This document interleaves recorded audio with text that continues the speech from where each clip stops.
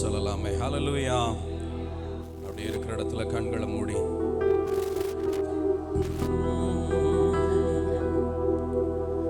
காடானாலும் மேடானாலும் கர்த்தரின் பின்னே போகத் துணிந்தே. ஒரு விசையாய் கையை உயர்த்தி அவரை பார்த்து ஒரு விருப்பமாய் ஆசையாய், காடானாலும் மேடானாலும் கர்த்தரின் பின்னே போகத் துணிந்தே. காடானாலும் மேடானாலும் கர்த்தரின் பின்னே போகத் துணிந்தே.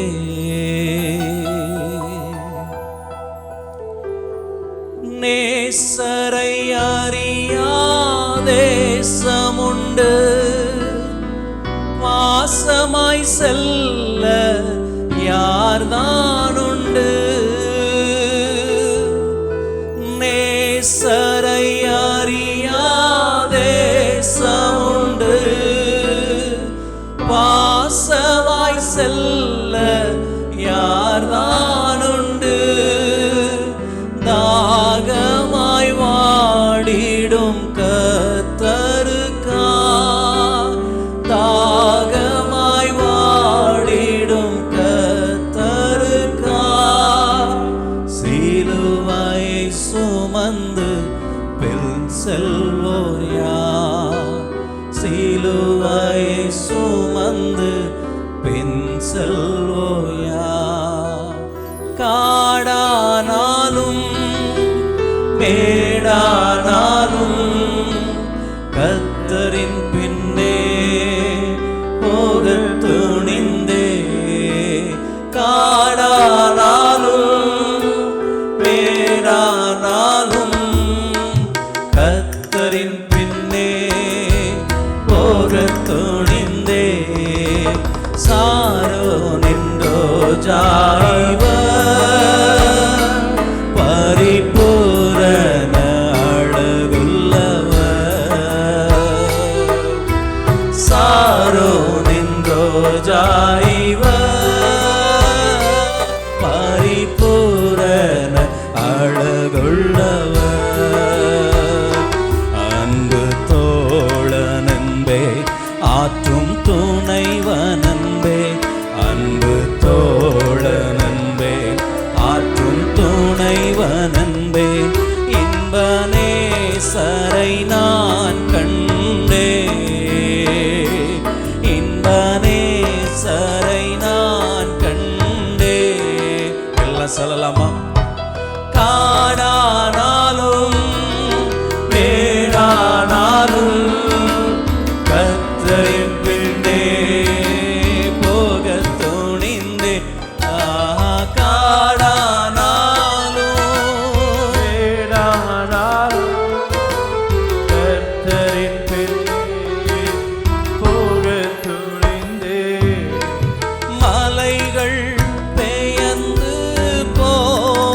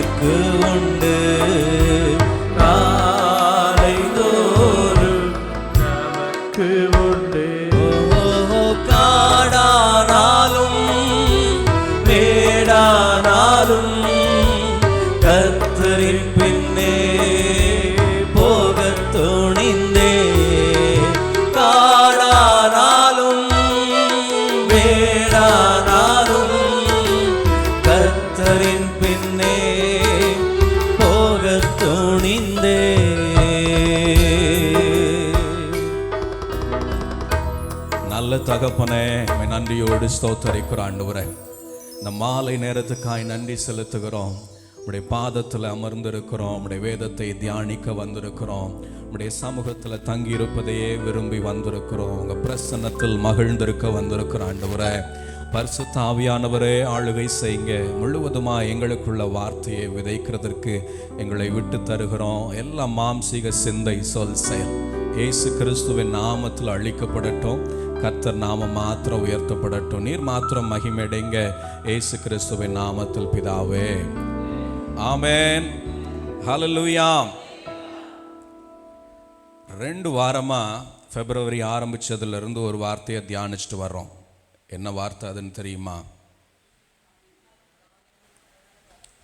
ஆமாம், சொல்கிறீங்களா? தாவீது வர வர பலத்தான், சவுலின் குடும்பத்தாரோ வர வர பலவீனப்பட்டு போனார்கள். இந்த 2 குடும்பத்துக்கும் என்ன நடந்தது? ஏன் ஒருத்தர் வர வர பலக்கிறார், ஒருத்தர் வர வர பலவீனப்படுகிறார்? இதுதான் நம்ம தியானிச்சு கொண்டே வருகிறோம். நிச்சயமாய் ஒருவனை பலக்க பண்ணவும் ஒருவனை பலவீனப்படுத்தவும் ஆண்டவராலே ஆகும். அதுக்கு நம்ம தியானிச்ச பகுதி, அந்த மேக ஸ்தம்பம் இஸ்ரவேல் ஜனங்களை காக்கிறதற்காக முன்னாடி போய்கிட்டு இருந்த மேக ஸ்தம்பம் பிரிந்து பின்னே வந்து இருவருக்கும் நடுவே நின்று ஒருவனுக்கு வெளிச்சத்தையும் நல்ல விசாலமான பாதையையும் காட்டுகிறது. ஒருவனுக்கு முழுவதும் அந்தகாரம், அவன் ரதத்தின் உருளைகள் கலறுகிறது. ஒரு தேவன் ஒருவனை பலக்க பண்ண முடியும், ஒருவனை பலவீனப்படுத்த முடியும். இது நிச்சயமாய் சாத்தியமே நம் விசுவாச வாழ்க்கையில். தாவீதின் வாழ்க்கை வர வர பலத்து போகிறது. சவுலின் வாழ்க்கை, சவுலின் குடும்பத்தாரின் வாழ்க்கை வர வர வர பலவீனப்பட்டு போகிறது. 2 குறிப்புகளாக 2 வாரம் தியானிச்சோம். எத்தனை பேருக்கு முதல் வாரம் பார்த்த தியானம் ஞாபகம் இருக்கு?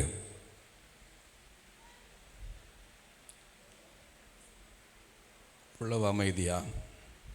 முதல் வாரம் என்ன தியானிச்சோம்? சவுல் ஜனத்தின் நடுவே தன்னை தேடுகிறவனாய் இருந்தார். அவர் செஞ்ச 2 மகா பெரிய குற்றத்தை தியானிக்கும் பொழுது அந்த 2 குற்றத்திலும் ஒன்று ஞாபகத்துக்கு வருது. என்ன சொல்றாரு? இந்த ஜனத்துக்கு பயந்து, இந்த ஜனங்கள் என்னை விட்டு போய்விடுவார்கள்னு பயந்து, ஜனத்தை சேர்த்து கொள்ளுகிறதும், ஜனத்தின் பலத்தில் மகிழ்ந்திருக்கிறதும், ஜனத்தின் பலத்தை நம்பி இருக்கிறதும், இந்த ஜனங்களை ப்ளீஸ் பண்ணுறதும், இந்த ஜனங்களை மனநோகாமல் பார்த்துக்கிறதுலையுமே ஃபோக்கஸ் பண்ணி கர்த்தரிடத்தில் நற்பெயரை இழந்தார். ஜனத்தினிடத்தில் நற்பெயரை தேடுகிற ஒருவனாலும் கர்த்தரிடத்தில் நற்பெயரை தேடி பிடிக்க முடியாது. மாறாய் தாவீதோ, என் தகப்பனும் தாயும் கூட என்னை கைவிட்டுறலாம், அவங்கள்ட்ட எனக்கு நல்ல பேர் இல்லாமல் இருக்கலாம், அவங்கள நான் ஒரு நாளும் சாட்டிஸ்ஃபை பண்ணாமல், அவங்கள நான் திருப்திப்படுத்துகிறதுக்கு நான் என்ன பண்ணாலும் அவங்க திருப்தி ஆகாமல் இருக்கலாம், அவங்க கூட என்னை கைவிட்டாலும் என் கர்த்தர் நிச்சயமாக என்னை சேர்த்து கொள்ளுவார். ஏன்னா நான் கர்த்தரிடத்தில் என்னை தேடி தேடி தேடி பார்த்து அவரிடத்தில் உத்தமனாய் நடந்து வருகிறேன்னு தாவீது சொல்லுகிறார். ஆமென் சொல்கிறீங்களா? ஜனத்தின் நடுவில் தன்னை தேடின சவுல் ஜனத்தின் நடுவில் தன் ஸ்தானத்தை இழந்து போனார். ஆனால் ஒரு நாளும் ஜனத்தை சம்பாதிக்காத தாவீது, தன் சொந்த ஊருக்காரங்களே நம்பிக்கைக்கு துரோகம் பண்ண தாவீதின் வாழ்க்கை, ஒரு நாளும் ஒருவரும் தனக்கு உண்மையா இல்லையேன்னு வருத்தப்படாத தாவீது அந்த ஜனங்களின் மேல் ராஜாவாய் மாறி போனார். நிச்சயமாய் கர்த்தரிடத்தில் என்ன தேடுகிறது என்னை பலப்படுத்தும். ஜனத்தின் நடுவில் என் நற்பெயரை தேடுகிறது. ஜனத்தின் நடுவில் நான் எப்படி பொசிஷன் ஆகிருக்கிறேன், ஜனத்தில் எப்படி நான் நல்ல பெயர் எடுக்கிறது, இவங்களை எப்படி ப்ளீஸ் பண்ணுறது, இவங்களை எப்படி கம்ஃபர்டபுளாக வச்சுக்கிறதுன்னு ஜனத்தை குறித்த சிந்தையிலேயே வேலை செஞ்சோம்னா அது என்னை பலவீனப்படுத்தும். ஆமென் சொல்கிறீங்களா? இதுதான் முதல் வாரத்தில் நாம் பார்த்தோம். ஒரு நாளும் ஜனத்தை திருப்திப்படுத்துகிறது அல்ல, என் கர்த்தரை திருப்திப்படுத்துகிறது. கர்த்தரை காம்ப்ரமைஸ் பண்ணி என் சொந்தக்காரங்களை மகிழ்விக்கிறதற்கு நான் எடுக்கிற ஒவ்வொரு செயல்களும் ஒவ்வொரு முடிவும் என்னை பலவீனப்படுத்தும். கர்த்தரை காம்ப்ரமைஸ் பண்ணி என் ஜனத்திற்கு, என் அலுவலகத்துக்கு, என் மனுஷர்களுக்கு நான் கொடுக்கிற ஒவ்வொரு முக்கியத்துவமும் என்னை பலவீனப்படுத்தும். கர்த்தரை காம்ப்ரமைஸ் பண்ணி என் வீட்டுக்காரரை, என் குடும்பத்துக்காரங்களை, என் உறவுக்காரங்களை திருப்திப்படுத்துகிறதற்காக நான் செய்கிற ஒவ்வொரு செயலும் என்னை பலவீனப்படுத்தும். சிலர் பயமுறுத்துவாங்க, அலுவலக மேலாளர்கள் பயமுறுத்துவாங்க, சிலர் ஆசையா பாசமா எழுப்பாங்க. எந்த ஆசையும் எந்த பயமும் கர்த்தரிடத்திலிருந்து என்னை பிரிக்க கூடாது. எனக்கு கர்த்தர் ஒருபடி மேலன்ற சிந்தை என்னைக்கு சிந்தையில் வருதோ, செயல்ல இல்லை, என்னைக்கு சிந்தையில் வருதோ அன்னைக்கு நான் பலப்பட ஆரம்பிக்கிறேன். இந்த மனுஷனை நம்பினா நான் காலத்துக்கும் பிழைத்து கொள்ளுவேன். இந்த மனுஷனை காக்கா பிடிச்சி வச்சா நான் காலத்துக்கும் ஓட்டுவேன் என் வாழ்க்கையை. இவங்கள ஒரு நாள் நான் மனசு கோகாமல் வச்சுக்கிறதுக்காக அவங்கள நோக்கி என் நகர்வுகளை, என் நடக்கையை, என் ஸ்டெப்ஸை எடுத்து வச்சு இவங்களை எப்படி ப்ளீஸ் பண்ணலாம், இவங்களை எப்படி ஹாப்பி பண்ணலான்னு நான் ஸ்டெப்ஸ் எடுத்து வைக்க ஒவ்வொரு அடியும் என்னை பலவீனப்படுத்தும். சிந்தையில் கூட எனக்கு அந்த யோசனை வரக்கூடாதுன்னு தியானித்தோம். ஒருவனும் என்னை பெரியவனாக்க முடியாது, அவருடைய காருண்யம் என்னை பெரியவனாக்கும். ஆமென். கர்த்தரை நம்பி பிழைக்கிறது எனக்கு கொடுக்கப்பட்ட கடமை, என் மேல் விழுந்த கடமை, எனக்கு எழுதப்பட்ட நியதி. கர்த்தரை மாத்திரம் நம்பி பிழைப்பேன். ஒரு மனுஷனையும் சம்பாதிக்க வேண்டிய அவசியம் இல்லை. அதனால நான் எல்லார்ட்டையும் மல்லு கட்டிக்கிட்டே நிற்பேன், எல்லார்ட்டையும் முறைச்சிக்கிட்டே இருப்பேன். இல்லை, அது இல்லை சத்தியம். எல்லாரோடையும் சமாதானமாக இருப்பேன், எல்லாரோடையும் வேண்டிய மட்டும் ஐக்கியமாக இருப்பேன். அதில் ஒரு மாறுதலும் இல்லை. ஆனால் அவர்களை ப்ளீஸ் பண்ணுறதுக்காக நான் எடுக்கிற ஒவ்வொரு ஸ்டெப்பும் ஆண்டவர் விரும்புகிறதில்லை. அது என்னை பலவீனப்படுத்தும். அவர்கள் ஐக்கியத்தையோ அவர்கள் சமாதானத்தையோ நான் ஒரு நாளும் டிஸ்டர்ப் பண்ணுறதில்லை. ஆனால் ஒருபடி மேலே போய் நான் அவங்கள ப்ளீஸ் பண்ணி வச்சுக்கிட்டேன்னா எனக்கு நல்லது தானே. அவங்க மனசை குளிர வச்சு பண்ணுகிறதற்காக நான் எடுக்கிற ஸ்டெப்புகள் என்னை பலவீனப்படுத்தும்னு முதல் வாரம் தியானித்தோம். ரெண்டாவது வாரம் என்ன தியானித்தோம்?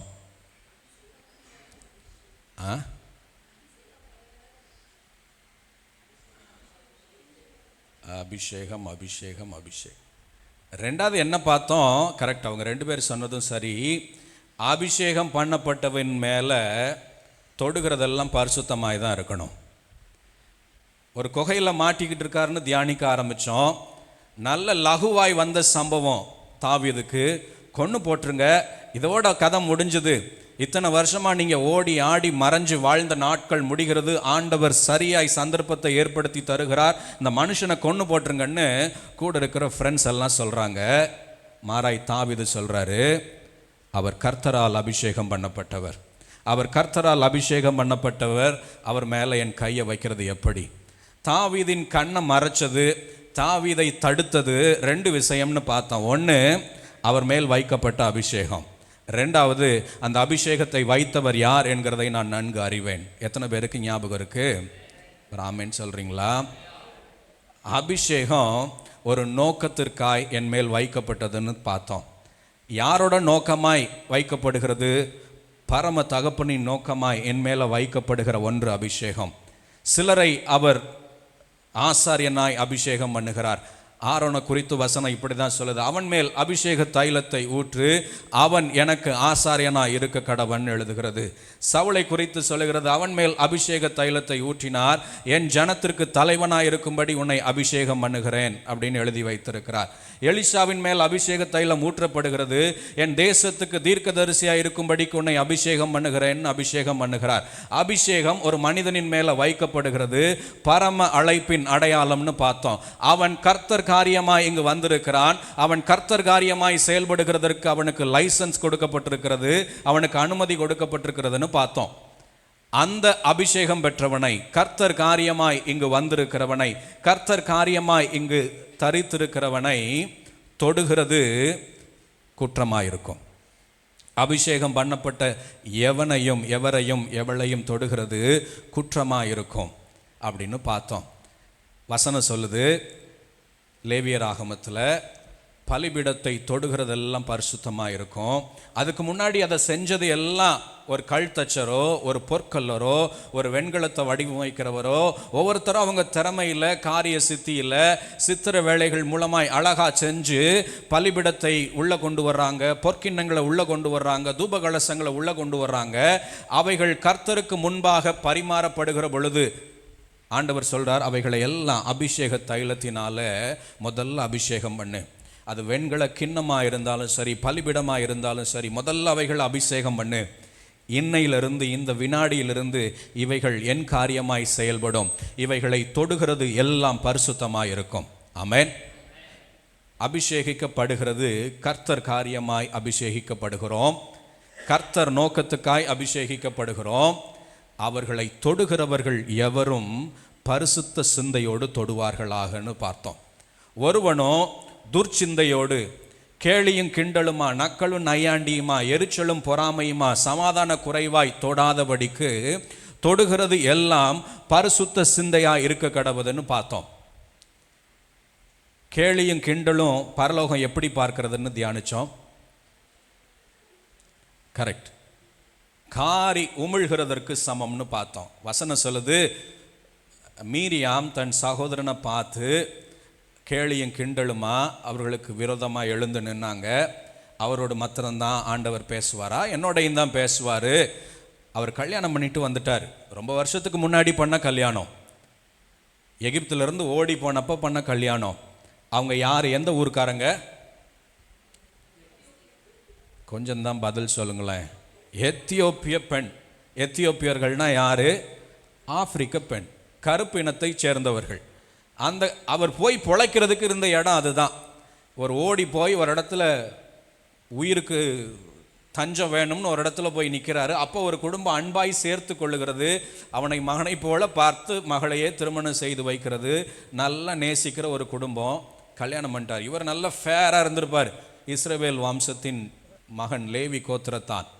ஆனால் அவர் கல்யாணம் பண்ணது எத்தியோப்பிய பெண். அம்மாவும் பிள்ளைகளையும் மாமனார் கூட்டிகிட்டு வர்றார். அழகா இஸ்ரவேலை விடுவித்து எகிப்திலிருந்து கொண்டு வந்த செய்தியை கேள்விப்பட்டேன் மாப்பிள்ளை, உங்களை பார்க்க வந்தேன்னு மாமா கூப்பிட்டு வர்றார். பார்க்குறாங்க எல்லாம். என்னது இந்த பொண்ணையா நீ கல்யாணம் பண்ண? இப்படி கருப்பின பெண்ணையா கல்யாணம் பண்ணன்னு சொல்லி மீரியாமும் ஆரோனும் சேர்ந்து அவர் எத்தியோப்பிய ஸ்திரீயை விவாகம் பண்ணினதின் நிமித்தம் அவரை கொஞ்சம் குறைச்சி மதிப்பிடுறாங்க. மேபி கொஞ்சம் கேலியும் கிண்டலும் பண்ணியிருப்பாங்க. அவரோட மாத்திரமா ஆண்டவர் பேசுகிறாரு, என்னோடு தான் பேசுகிறாருன்னு சொல்லி கொஞ்சம் கேலியும் கிண்டலும் பண்ணினார். ஆண்டவர் கீழே இறங்கி வந்துட்டார். ஆண்டவர் சொல்கிறார் மீரியாமை பார்த்து, அவள் பண்ணதுக்கு தண்டனை உனக்கு நான் முன்னாடி சொன்னது தான். ஒரு தகப்பன் தன் பிள்ளையை, தன் மகளை காரி துப்பினது உண்டானால் 7 நாள் பாளையத்துக்கு வெளியே இருக்க கடவுள். அவள் கேலியும் கிண்டலும் செய்தது எதற்கு ஒப்பிடப்பட்டிருக்கிறது? ஒரு தகப்பன் தன் மகளை காரி உமிழ்கிறதற்கு, அவள் வெட்கப்படும் விதமாய் காரி உமிழ்கிறதற்கு, கீழ்ப்படியாமையில் இல்லை தகப்பனுக்கு விரோதமாய் குடும்பத்துக்கு விரோதமாய் செயல்படுகிற பிள்ளைகளுக்கு ஆண்டவர் வைக்கிற ஒரு நியதி, தகப்பன் அவள் மீது காரி உமிழ வேண்டும், அவள் வெட்கப்படும்படிக்கு 7 நாள் பாளையத்துக்கு வெளியே இருக்க வேண்டும். இதுதான் அதுக்கு சரியான பொருத்தம்னு சொல்கிறார். எவன் ஒருவன் அபிஷேகம் பண்ணப்பட்டவன் மேலே கேலியும் கிண்டலும் நக்கலும் நையாண்டியுமாய் கையாளுகிறானோ அவன் தகப்பன் காரி உமிழ்கிறதற்கு ஒப்பாகவே பரலோகம் பார்க்கப்படுகிறதுன்னு பார்த்தோம். 2வது, தகப்பனை அபிஷேகம் பண்ணப்பட்டவன் மேலே குற்றம் சுமத்துகிறத ஆண்டவர் எப்படி பார்க்கிறாரு? எனக்கு விரோதமாய் அல்லவா முறுமுறுத்தாய், அவனுக்கு விரோதமாய் அல்ல, எனக்கு விரோதமாய் முறுமுறுத்தாய். நீங்கள் சொல்லுகிற ஒவ்வொரு வார்த்தைகளும், நீங்கள் கொண்டு வருகிற ஒவ்வொரு தூஷணங்களும், இல்லது நீங்கள் கொண்டு வருகிற ஒவ்வொரு கோபமான வார்த்தைகளும், எரிச்சலான வார்த்தைகளும், மல்லுக்கு நிற்கிற வார்த்தைகளும் அந்த மனுஷனையோ அந்த மனுஷியையோ விரோதிக்கிறது அல்ல, அவைகள் கர்த்தருக்கு விரோதமாய் பார்க்கப்படுகிறதுன்னு பரலோகம் எழுதி வைக்கிறது. அவர்கள் ஒரு சின்ன நபராக இருக்கலாம், ஒரு சின்ன கூட்டத்துக்கு தலைவராக இருக்கலாம், இல்லை சபையில் உலாவுகிற விசுவாச ஜனமாக இருக்கலாம். அபிஷேகம் பெற்ற எவரையும் பரலோகம் ஒரே மாதிரி தான் பார்க்கிறது. அவர்கள் எப்படிப்பட்ட ஆளாக இருந்தாலும் அவர்கள் மேலே கர்த்தருடைய அபிஷேகம் இருக்குமே. ஆனால் அவங்க கிச்சனில் வேலை செய்கிற ஸ்தேவானை போன்ற ஆட்களாக இருக்கலாம், பந்தி விசாரிப்புக்காரனாக இருக்கலாம், இல்லை மேடையில் நின்று வேலை பார்க்குறவங்களா இருக்கலாம், இல்லை பெரிய ஊழியராக இருக்கலாம். எவராக இருந்தாலும் அபிஷேகம் பண்ணப்பட்ட எவரையும் நீங்கள் எதிர்த்து நிற்கிறது, துணிகரமாக எதிர்த்து நிற்கிறது அந்த மனுஷனையோ மனுஷியையோ அல்ல, கர்த்தரை எதிர்த்து நிற்கிறதாய் பரலோகம் பார்க்கிறதுன்னு பார்த்தோம். ஞாபகம் இருக்கிறவங்க ஒரு ஆமேன்னு சொல்லுங்க. கடைசியாக என்ன பார்த்தோம்? ஆமாம், கடைசியாக பார்த்தது அவர் பேர் என்ன? கோராகு. காம்படிஷன், போட்டி போடுறார். உனக்கும் ஆரோனுக்கு மாத்திரம் ஆசாரிப்பு ஊழியம், நீங்கள் மட்டும்தான் கோயிலுக்குள்ளே போக முடியுமா? ஆசரிப்பு கூடாரத்துக்குள்ளே போக முடியுமா? மிஞ்சி செயல்படுகிறீர்கள், எங்கள் மேலே துரைத்தனம் பண்ண பார்க்குறீங்க, எங்கள் மேலே அதிகாரம் பண்ண பார்க்குறீங்க. மோசே சொல்கிறாரு, உங்கள் ஆசாரியராக அழைத்திருக்கிறார், உன் தகப்பன் வீட்டையும் ஓ வீட்டையும். இப்போ ஆசாரிய பட்டம் மாத்திரமா உனக்கு வேணும், அது மாத்திரமா உனக்கு தேவைப்படுகிறதுன்னு மோசே கேட்குறார். என்ன அர்த்தம்? உனக்கு மாத்திரம்தான் பொசிஷனா? நானும் பொசிஷன், என்னோடும் ஆண்டவர் இருக்கிறார், நாங்களும் அபிஷேகிக்கப்பட்டவர்கள், நாங்களும் பரிசுத்தவான்கள், கர்த்தர் எங்கள் நடுவிலும் உலாவுகிறார். போட்டி, காம்படிஷன். எந்த ஊழியரையும் எந்த அபிஷேகம் பெற்ற நபரையும் போட்டியாய் நினைக்கிறதும் போட்டியாய் செயல்படுகிறதும் நமக்கு நன்மையை அல்ல, நமக்கு தீமையையே வருவிக்கும். அந்த மொத்த கோராகின் கூட்டத்தாரும் வித்தியாசமாக ஆண்டவர் செயல்படணும்னு விரும்பினார். மோசே வித்தியாசமாக ஆண்டவர் செயல்பட்டார். அவங்க இருக்கிற அந்த கூடாரம், அந்த சுற்றி இருந்த ஜனம் மாத்திரம் பூமியில் பிளந்து உள்ளே போனாங்க. மற்ற ஜனங்கள் பாதுகாக்கப்பட்டார்கள். கர்த்தர் அபிஷேகம் பண்ணப்பட்ட ஒருவன் மீதும் கை வைக்கிறது குற்றமில்லாமல் போகாதுன்னு எழுதி வைத்திருக்கிறார். ஆமென், ஆமென். தாவீது வர வர பலத்து போனார். முக்கிய காரணம், அபிஷேகம் பண்ணப்பட்டவரின் மேலும் அபிஷேகத்தின் மேலும் கவனமாயிருந்தார். அபிஷேகிக்கப்பட்டவர்களை கையாளுகிறதிலும் அபிஷேகம் பண்ணப்பட்டவரை குறித்து சொல்லப்பட்ட சத்தியத்திலும் தெளிவாயிருந்தார். அது அவரை பலப்படுத்தினது. மாறாய் சவுல் ஒரே நாளில் எத்தனை பேரை, தொண்டை வேற கட்டிடுச்சு சிஸ்டருக்கு, 85 பேரை தாவீது வந்து வாசல்ல, கோயில் வாசல்ல நின்று அவர்கிட்ட கொஞ்சம் போல அப்பம் வாங்கி கொஞ்சம் போல ஒரு கத்தியை வாங்கிட்டு போனதை தூரத்தில் ஒருத்தன் பார்த்துட்டான். நேராக போய் சவுல்கிட்ட சொல்லிட்டான். அந்த ஆசாரியன் தாவீதுக்கு சாப்பாடு கொடுத்தாரு, கோலியாத்தை கொண்ட கத்தியையும் கொடுத்து அனுப்பினார். சவுலுக்கு பயங்கர கோபம். அபிஷேகம் பண்ணப்பட்ட அந்த ஆசாரியனை மாத்திரமல்ல, அவனை சேர்ந்த 85 பேரை ஒரே நாளில் கொன்று போட துணிந்தார், கொன்று போட்டார். வசனம் இப்படி எழுதிப்பட்டிருக்கிறது, சணல் நூல் ஏபோத்தை தரித்திருந்த 85 பேர். ஆசாரியர் 85 கூட எழுதலை, தெளிவாய் உணர்த்துகிறதற்காக எழுதப்பட்டிருக்கிறது. சணல் நூல் ஏபோத்தை தரித்திருந்த 85 பேரை சவுல் கொன்று போட்டார்.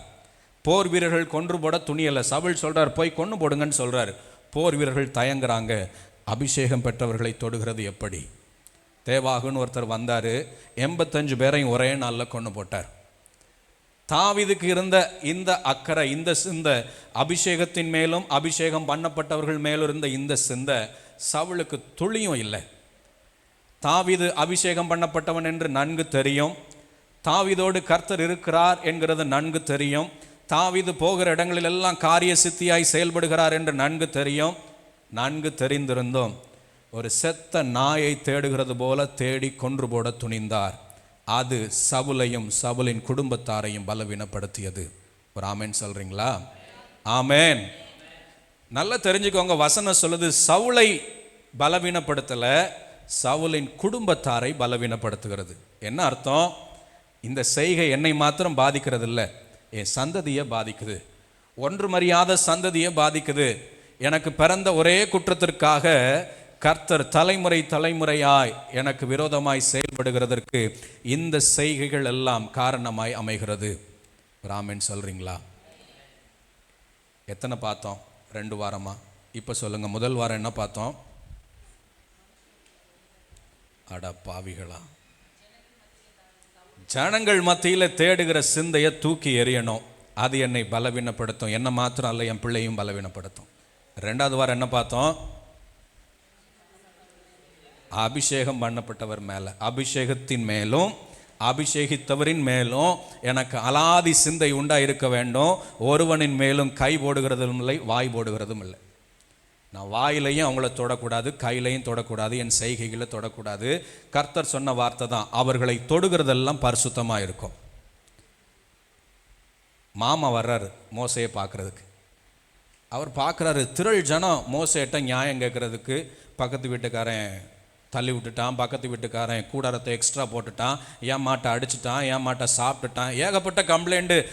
லட்சக்கணக்காக ஜனம் லைனில் நிற்கிது மோசையிட்ட தீர்ப்பு வாங்குறதுக்கு. மோசை சொல்கிறது தான் தீர்ப்பு, அவர் தான் அதிகபட்ச உச்சபட்ச அதிகாரம் கொண்டவர்.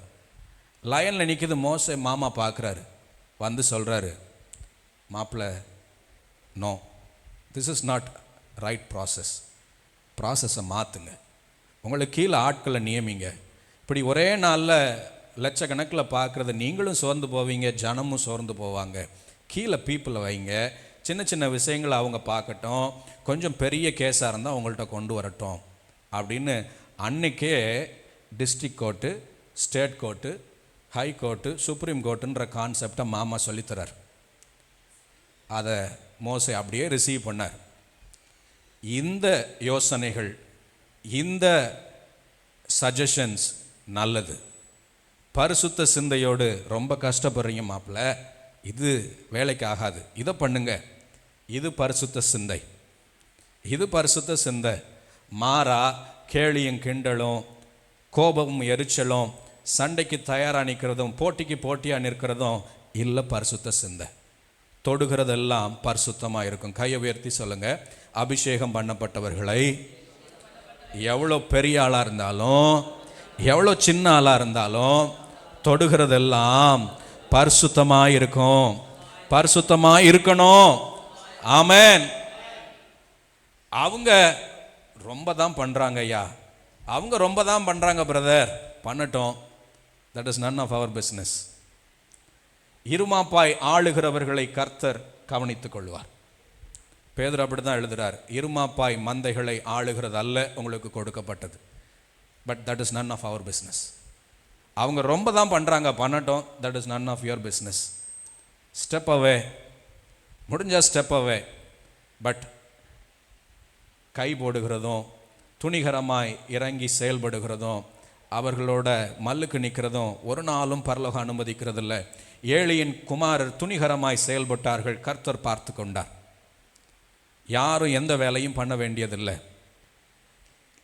ஆரோனின் குமாரர் அந்நிய அக்னிய துணிகரமாய் கொண்டு வந்தார்கள். நன் ஆஃப் அவர் பிஸ்னஸ், கர்த்தர் பார்த்து கொள்வார்.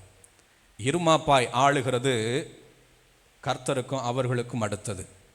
நான் போய் அதை சுட்டி காட்டி, அதை ஜூம் பண்ணி, அதை லென்ஸ் போட்டு 4 பேர்கிட்ட நியூஸை போல சொல்லுகிறது அல்ல எனக்கு கொடுக்கப்பட்டது. நோவாவோட ஒரு சம்பவத்தை நினைவுபடுத்துகிறேன். தன்னுடைய கடைசி குமாரன் நல்ல திராட்சை ரசம் குடித்து மகிழ்ந்திருக்கும் போது, நோவா கப்பலை விட்டு இறங்கிட்டாரு, ஒரு இடத்துல இறங்கி விவசாயம் பண்ணுறாரு, திராட்சை தோட்டத்தை வைக்கிறாரு. அதில் வர்ற திராட்சை ரசத்தை நல்ல மடக்கு மடக்குன்னு குடிச்சிட்டு நல்ல ஜாலியாக நிதானம் இல்லாமல் தூங்கிட்டார். ஆடை விலகிருச்சு, தன் ஆடை ட்ரெஸ்ஸு விலகிருச்சு. இதை போய் கடைசி பையன் பார்க்குறான். வெளியே வந்து இங்கிலீஷ் பைபிள் சொல்லுது, நியூஸ் போல சொன்னானா, நியூஸை போல சொன்னான். நியூஸில் பர்பஸ் என்ன? ஒரு பர்பஸும் இல்லை. அந்த அம்மா இன்று 16 பேர் மரித்தார்கள் அப்படின்னு சொல்லிட்டு போயிடும், அடுத்த நியூஸுக்கு போயிடும். சொல்லும் போது அந்த அம்மா அழுதுகிட்டே வாசிக்குதான் இந்த நியூஸு. அந்த அம்மாவுக்கு நியூஸு தான் அது மகிழ்ச்சியான செய்தி. இன்றைக்கி 1 கோடி லாட்டரியில் விழுந்துச்சுனாலும் சிரிக்காமல் தான் சொல்லும். இன்றைக்கி 15 பேர் செத்து போனாங்கன்னாலும் சிரிக்காமல் அழுகாமல் தான் சொல்லும். அந்த அம்மாவுக்கு நியூஸு தான் பரப்பணும், அவ்வளோதான். நியூஸை போல் பரப்புகிற வேலையை செஞ்சாராம் கடைசி பையன். நோவா மயக்கம் தெளிஞ்சு வெளியே வந்து அந்த பிள்ளையை சபித்தார். எப்படி சபித்தார்னா, உன் சகோதரனின் அடிமைக்கு அடிமையாவாய். சகோதரனுக்கு அடிமை இல்லையா, சகோதரனின் அடிமைக்கு அடிமையாவாய். தகப்பனின் மானத்தை மறைக்கிறது கொடுக்கப்பட்ட வேலைன்றதை மறந்துடாதீங்க. உங்கள் சொந்த தகப்பன் மாத்திரம் அல்ல, உங்களை நடத்துகிற ஆவியின் தகப்பன்மார்கள், உங்களை நடத்துகிற ஊழிய தகப்பன்மார்கள், உங்களை நடத்துகிற ஆவிக்குரிய தலைவர்கள் ஒவ்வொருவரும் உங்கள் தகப்பனை போன்றவர்களே. அந்த தகப்பனின் மானத்தை மறைக்கிறது தான் வேலையாக இருக்கணுமே ஒழிய நியூஸை போல பரப்புகிறதல்ல உங்களுக்கு எனக்கும் கொடுக்கப்பட்ட வேலை. ஆமென். ரைட். 2 பார்த்தோம். இது எல்லாத்துலேயும் தாவீது ஒருபடி மேலே இருந்தார், வர வர பலத்து போனார். இன்னைக்கு என்ன பார்க்கலாம்? வாசிங்க 2 சாமுவேல் 7 அதிகாரம் 1 வசனம்.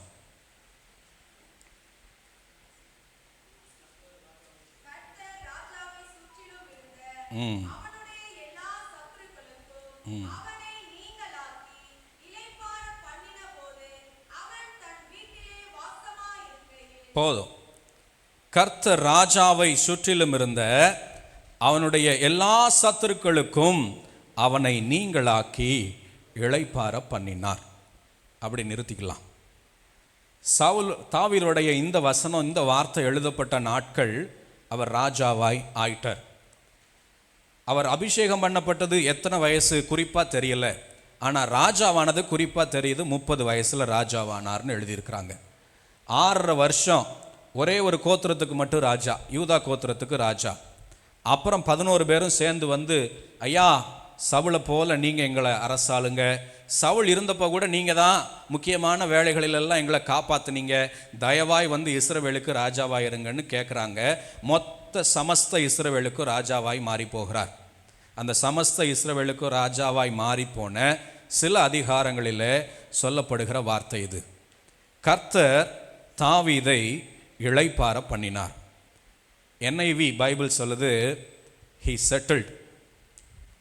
ஆண்டவர் rest, Lord had given him rest from all his enemies around him.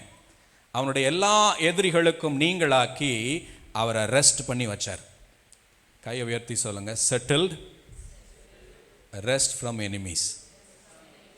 இளைப்பாறுதல், தாவீதை இளைப்பாற பண்ணினார். நீங்களும் நானும் புரிந்து கொள்ள வேண்டிய ஒரு பகுதியை சொல்லிட்டு அப்புறம் உள்ள போகிறேன். ஒவ்வொரு விசுவாச வாழ்க்கையிலும், ஒவ்வொரு விசுவாசியின் வாழ்க்கையிலையும் கர்த்தர் அனுமதிக்கிற ஒரு முக்கியமான இடம் இளைப்பாறுதல். இளைப்பாறுதல்னா என்ன?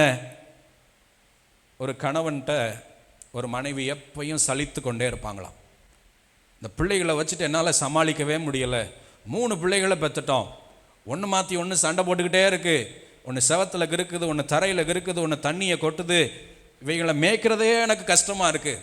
பொழுதன்னைக்கும் சலிச்சுக்கிட்டே இருக்குமா அந்த அம்மா அந்த ஐயாட்ட. சில நேரம் சரியாக சமைக்க முடியாது. காரணம் என்னன்னு கேட்டால், இவங்களை மேய்க்கிறதே எனக்கு பெருசாக இருக்குது. சில நேரம் துவைக்காது, சில நேரம் வீடு நீட்டாக இருக்காது. எல்லாத்துக்கும் ஒரே காரணம், ஒரே சலிப்பு, இவங்களை மேய்க்கவே முடியலை. ஒரு நாள் அந்த வீட்டுக்காரரு அந்த அம்மாவை 2 வீலரில் கூப்பிட்டு போனாராம். காலையில் என்னோட வா, நேராக கூப்பிட்டு போய் பஜாருக்கு கூப்பிட்டு போயிருக்கிறார். காலையில் கட்டட வேலைக்கு தினக்கூலிக்கு போகிறதுக்காக ஒரு 100 பேர் 200 பேர் பொதுவாக அந்த இடத்துல நிற்பாங்க. வேன்லேயோ இல்லை ஆட்டோலையோ டாடா ஏஸ்லையோ அங்கே வண்டி வரும். அந்தந்த கம்பெனிக்காரங்க அந்தந்த கான்ட்ராக்டரு 10 பேர் 5 பேர் 20 பேர்னு கூப்பிட்டு போவாங்க. ஒரு வேன் வருது. அந்த வேனில் மொத்தமே 20 பேர் தான் இருக்க முடியும்.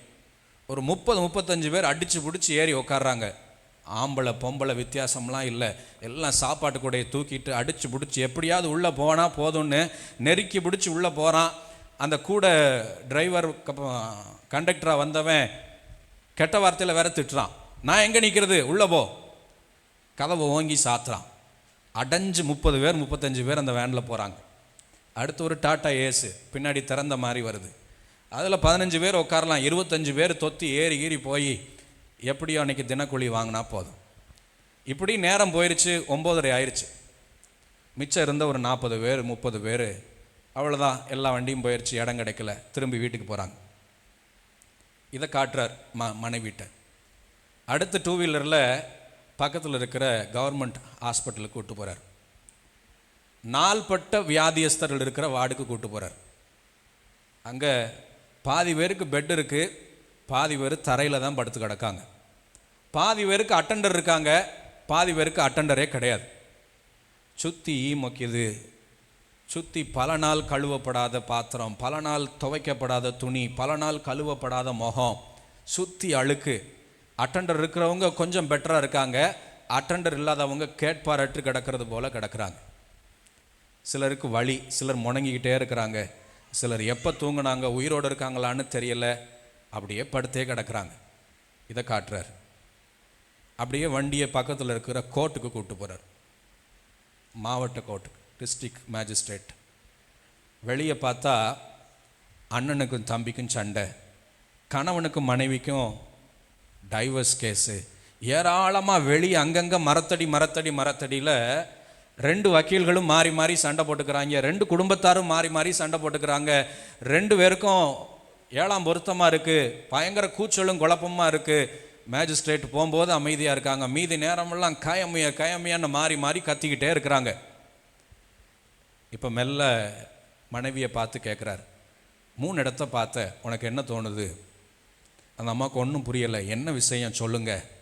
அப்போ அந்த கணவர் சொன்னாராம், நான் நாம் 2 பேரும் நம்ம குடும்பமும் அனுதின வாழ்க்கைக்கு அலைந்து திரியாமல் இருக்கிறோம் ஒரு நிரந்தர சம்பளத்தில். இது ஆண்டவர் உனக்கும் எனக்கும் தந்த இளைப்பாறுதல். நீயும் நானும் சுகத்துக்கும் பலத்துக்கும் அலைந்து தெரியாமல் இந்த வியாதிக்கு எவன்கிட்ட போகிறது, எப்படி பண்ணுறது, நாளைக்கு எப்படி கடக்கிறது, இதுக்கு என்ன தீர்வு உண்டு அப்படின்னு வியாதியை தூக்கி பிடிச்சி அலைந்து தெரியலை. நெடுநாளாக மருத்துவமனையில் கிடக்கலை, சுகமாய் நலமாய் நடத்துகிறார். இது இளைப்பாறுதல். நீயும் நானும் அடிச்சுக்கிட்டு பிடிச்சிக்கிட்டு நாளைக்கு வெட்டிட்டு போயிடுவோம், இன்றைக்கி வெட்டிட்டு போயிடுவோன்னு மல்லு கட்டிட்டு நிற்கலை, சுகமாய் குடும்பம் நடத்துகிறோம். இது கர்த்தர் தந்த இளைப்பாறுதல்னு சொன்னாராம். அந்த மனைவி கண்ணீரோடு அந்த கணவனை கட்டி கொண்டார்களாம். கர்த்தர் உங்களுக்கும் எனக்கும் தருகிற இளைப்பாறுதல் அமைதலான வாழ்க்கை.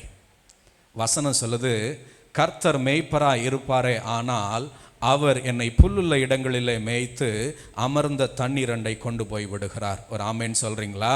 கர்த்தர் நடத்துகிறவராக இருந்தால், என் வீட்டிற்கு கர்த்தர் டிரைவராக இருப்பார்னா, என் குடும்பத்துக்கு கர்த்தர் டிரைவராக இருப்பார்னா, அவர் வழி நடத்துகிறவராக இருப்பார்னா, நிச்சயமாக என் வாழ்க்கை போய் சேருகிற இடம் ஒரு அமர்ந்த தண்ணீராய் மாத்திரமே இருக்க வேண்டும். இது ஒவ்வொரு நபருக்கும் கொடுக்கப்படுகிற பரலோகத்தின் ஆசீர்வாதம். ஆமேன் சொல்லுங்க. ஆமேன். கையை உயர்த்தி சொல்றீங்களா? என் வாழ்க்கையில் அமைதலான நாட்கள் அமர்ந்த தண்ணீர் அண்டையில் உள்ள வாழ்க்கை. ஆமென், ஹல்லேலூயா. என்னை அமர்ந்த தண்ணீர் அண்டையில் அமர்த்தி இருக்கிறார்ன்ற உணர்வே நிறைய பேருக்கு இருக்கிறது இல்லை. அந்த மனைவியை போல நீங்களும் நானும் வாழுகிற வாழ்க்கை கர்த்தர் தந்த ஒரு பெரிய பாக்கியம், ஒரு பெரிய பொக்கிஷம். நான் அமைதல் உள்ள நாட்களில் அமர்ந்த தண்ணீர் அண்டையில் அமர்ந்திருக்கிறேன் என்கிற உணர்வு இல்லாட்டினா நீங்களும் நானும் இன்னும் ஆண்டவரை அறிந்து கொள்ளணும்னு அர்த்தம். உங்களுக்கு எனக்கும் இன்னைக்கு சாப்பாட்டுக்கு, நாளைக்கு காலைக்கு சாப்பாட்டுக்கு என்ன செய்வோன்னு ஓடி ஆடி அலைந்து திரிகிற நாட்கள் நமக்கு இல்லை. ஆமான்றவங்க ஒரு அல்லேலூயா சொல்லிருங்க. கர்த்தர் எனக்கு நிரந்தரமாய் வருமானத்தை தருகிறார். இந்த மாதம் முழுச்சும் என்னால் நடத்த முடியும், அடுத்த மாதம் கூட சேர்த்து நடத்த முடியும். எனக்கு ஆண்டவர் ஒரு இளைப்பாறுதலை தந்திருக்கிறார். ஆமென், ஹல்லேலூயா. நானும் என் மனைவியும் என் குடும்பமும் நீங்களும் உங்கள் வீட்டுக்காரங்களும் உங்கள் குடும்பமும் ஏதாவது ஒரு சிக்னஸை பிடிச்சிட்டு நாளைக்கு பிழைப்பேனா மாட்டேனா, நாளைக்கு தப்பிப்பேனா மாட்டேனா, இது எப்படி முடியும்னு அலைந்து தெரியலை. இது கர்த்தர் தந்த இளைப்பாறுதல். ஆமென். என் நாட்களை அமைதலாய் கழிக்கிறதற்கு என்னை அனுமதித்திருக்கிறாரே, அதுவே நான் பெற்ற முதல் பாக்கியம். நான் ஒரு நாளும் கையில் பிடிச்சிக்கிட்டு என்ன ஆகுமோ எப்படி ஆகுமோ, பிழைப்பனா மாற்றனா பயந்து பயந்து திரிகிற நாட்கள் எனக்கு அவர் அனுமதிக்கல. நலமாக சுகமாக விரும்பினதை வாங்கி சாப்பிடுகிறதற்கு என்னை அனுமதித்திருக்கிறார். ஆமென், ஹல்லேலூயா. முடிஞ்சு போகும்போது காளான் வாங்குகிறோம், அங்கிட்டு போனால் பீஃப் வாங்குகிறோம், அங்கிட்டு போனால் என்னத்தையோ சாப்பிட்றோம். என்ன சாப்பிட்டாலும் அரைச்சி தள்ளுதில்ல, இது நம்ம பெற்ற பாக்கியம். பக்கத்தில் பார்த்து சொல்லுங்கள், என்ன சாப்பிட்டாலும் அரைச்சி தள்ளுதில்ல, இதுதான் ஆண்டவர் தந்த இளைப்பாறுதல். ஆமென். மருத்துவ அறிக்கைகள் சொல்லும் சாப்பிடாத, மனசு கேட்கல, ஆசை சாப்பிட்றோம், ஆண்டவர் சுகமாய் நடத்தி வருகிறார். ஹல்லேலூயா. நான் நாளைக்கு என்ன நடக்கும்ன்ற பயம் இல்லாமல் வாழுகிறேன் பாருங்க என் சரீர சுகத்தில். அது ஆண்டவர் எனக்கு தந்த அமர்ந்த தண்ணீர். நான் இது வரைக்கும் குடும்ப உறவில் மல்லு கட்டலை. நாளைக்கு என் தம்பி என்னை கோட்டு கூப்பிட்ருக்கான், எங்கள் அண்ணன் என்னை கூப்பிட்டு கூப்பிட்ருக்கான், என் வீட்டுக்கார அம்மா என்னை கூப்பிட்டு கூப்பிட்ருக்கு, இப்படி என்னை நடத்தலையே. எல்லா உறவுகளும் என்ன மதிக்குது, நான் சொன்னால் அவங்க கேட்குறாங்க, எல்லாருக்கும் ஒரு நல்ல ஃபெலோஷிப் அண்டர்ஸ்டாண்டிங்கை வச்சுருக்கிறாருல்ல, இது அவர் தந்த இளைப்பாறுதல். ஆமென். கையை உயர்த்தி சொல்கிறீங்களா? கர்த்தர் என்னை அமர்ந்த தண்ணீரண்டையில் வைத்திருக்கிறார். கர்த்தர் எனக்கு அமைதலான நாட்களை தந்திருக்கிறார். நான் சோத்துக்கு அலைந்து திரியலை, என் சாப்பாட்டுக்கு அலைந்து திரியலை, என் சுகத்துக்கு அலைந்து திரியலை, என் சமாதானத்துக்கு அமைதிக்கும் அலைந்து திரியலை. இது கர்த்தர் எனக்கு தந்த பெரிய பாக்கியம். ஆமென், ஹல்லேலூயா. இன்னொரு முறை கையை உயர்த்துங்க பார்க்கலாம். என் மேய்ப்பரே நல்லாயனே, எனக்கொன்றும் குறையில்லப்பா. உண்மையா சொல்றீங்களா? சத்தியத்தை அறிந்து கொண்டேன் ஆண்டவரே என்ற சிந்தையோடு, என் மேய்ப்பரே நல்லாயனே, எனக்கொன்றும் குறையில்லப்பா. மூணா, பசுமையான புல்வெளியில் படுக்க வைப்பவரே, அமைதலான தண்ணீரண்டை நடத்தி செல்பவரே, பசுமையான புல்வெளியில் படுக்க வைப்பவரே, அமைதலான தண்ணீரண்டை நடத்தி செல்பவரே, என் மேய்ப்பரே நல்லாயனே, எனக்கொன்றும், என் மேய்ப்பரே நல்லாயனே, எனக்கொன்றும் குறையில்லப்பா. ஆமென். எத்தனை பேர் சொல்ல முடியும் எனக்கு ஒன்றும் குறையில்லை?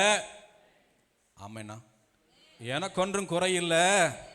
கர்த்தர் என்னை அமைதலின் நாட்களில் வைத்திருக்கிறார், அமர்ந்த தண்ணீர் அண்டைக்குள்ள என்னை நடத்துகிறார். ஆமென். அல்லேலூயா. இந்த வெளிநாட்டில் போனவங்களுக்கு தெரியும், இல்லை ஃப்ளைட்டில் போனவங்களுக்கு தெரியும்.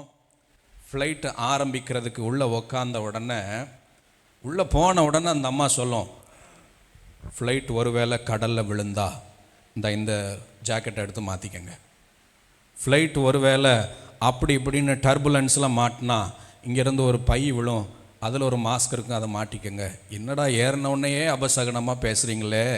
நம்ம ஊரில் வெளியூர் பஸ்ஸில் ஏறி காலையில் எத்தனை மணிக்குன்னே மதுரைக்கு போகும்னு கேட்டால் டயத்தை கூட சொல்ல மாட்டான். டயம் கேட்குறது அபசகனம் அவனுக்கு. டயம் கூட சொல்ல மாட்டான், எத்தனை மணிக்கு போய் சேரும் அப்படின்னு. போயிரும்பா, டயத்துக்கு போயிடும். என்ன போட்டிருக்காங்க நெட்டில், என்ன போட்டிருக்காங்க ரெட் பஸ்ஸில், என்ன போயிரும்பா அப்படி தான் சொல்லுவானே ஒழிய 7 மணிக்கு போகும் 6 மணிக்கு போகும்னு சொல்ல மாட்டான். அவனை பொறுத்த வரைக்கும் அது அபசகனம். இதுக்கு அப்படியே உள்ட்டா, ஏறின உடனே சொல்லுவான், கடலில் விழுந்தா இதை மாட்டிக்கங்க. டர்புலன்ஸில் மாட்டி ஒருவேளை தலைகீழாக கவுந்தா இங்கேருந்து ஒன்று விழும், இங்கே மாட்டிக்கங்க. ஏறி உக்காந்த புதுசாக போகிறவங்களுக்கெல்லாம் ஸ்தோத்திரம் ஸ்தோத்திரம் தான். கேட்டதுலேருந்து சும்மா இருந்தால் கூட அவன் பாட்டுக்கு ஏறி வந்துடுவான். இவன் சொன்னதை இந்த அம்மா செய்கிற செய்கையும் பார்த்த உடனே இருக்கிற ஜீவனும் கொஞ்சம் நஞ்ச ஜீவனும் போயிடும், படபடன்னு அடிக்கும். அப்படியே கையை பிடிச்சிக்கிட்டு ஸ்தோத்திரம் ஸ்தோத்திரம் ஸ்தோத்திரம் தான் வருவான் புதுசாக வண்டியில் ஏறினவன்லாம். எதுக்கு சொல்கிறேன், அந்த ஃப்ளைட்டில் ஏறி ஒரு 15 நிமிஷம் வரைக்கும் நார்மலாகவே இருக்காது. வேகமாக ஏறும்போது ஒரு மேகத்தை கடந்துச்சுன்னா ஒரு டர்புலன்ஸ் வரும்.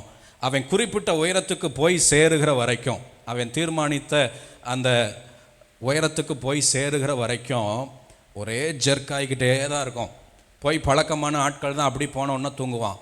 முத போகிறவன் பூரா அப்படியே பிடிச்சிக்கிட்டே தான் இருப்பான், ராட்டினத்தில் ஏறினது மாதிரி. ஆனால் அந்த உயரத்துக்கு போய் சேர்ந்த உடனே அந்த அம்மா சாப்பாடு கொடுக்க வண்டியை உருட்டிகிட்டே வந்துடும். அதுக்கப்புறம் நம்ம ஃப்ளைட்டில் இருக்கிறோமா தரையில் இருக்கிறோமா ஒன்றும் தெரியாது, பேசாமல் போகும், அது பாட்டுக்கு அமைதல் உள்ள நாள். ஆண்டவர் நம்ம வாழ்க்கையும் அப்படி தான் தீர்மானிக்கிறார். விசுவாச வாழ்க்கையை ஆரம்பிக்கிற பொழுது உங்களுக்கு கற்றுக் கொடுக்க வேண்டியவைகள் எல்லாம் கற்றுக் கொடுத்து ஒரு நிலைக்கு போன உடனே அமைதலான தண்ணீர் அண்டையில் கொண்டு போய் விடுகிறார். அங்கே அவர் போஷிக்கிறார், அவர் நடத்துகிறார், அவர் தன்னை காண்பிக்கிறார். உங்களை ஆரம்பித்ததுலேருந்து என்னடா இவ்வளவு சேலஞ்சிங்காக இருக்கு, ஒன்று மனசில் வைக்கணும், கர்த்தரின் மெய்ப்பராக இருக்கிறார். அமர்ந்த தண்ணீர் அண்டையில் என்னை கொண்டு போகிறதற்கு அவர் போதுமானவராக இருக்கிறார். அவருடைய வரைபடத்தில் அவர் நடத்துனராக இருந்தா, அவர் டிரைவராக இருந்தா, முடிவு அமர்ந்த தண்ணீரண்டையாய் மாத்திரமே இருக்கும். பக்கத்தில் இருக்கவங்கள பார்த்து சொல்லுங்க, என் வாழ்க்கைக்கு அவர் தான் நடத்துனர், அவர் தான் டிரைவர், அவர் தான் மேய்ப்பர். என்னை அமர்ந்த தண்ணீரண்டையில் கொண்டு போகிறதற்கு அவர் மாத்திரம் போதும். ஆமென். தாவீது அபிஷேகம் பண்ணப்பட்ட நாள் எப்பன்னு தெரியல, 30 வயசுல ராஜாவாயிட்டாரு. எத்தனை வருஷம் சவுல் விரட்டினாருன்னு நம்மளால கணிக்க முடியல. தோராயமா ஒரு 5 வருஷம் 7 வருஷம் விரட்டியிருப்பாருன்னு நினைக்கிறேன். 30 வயசுல ராஜாவானாரு.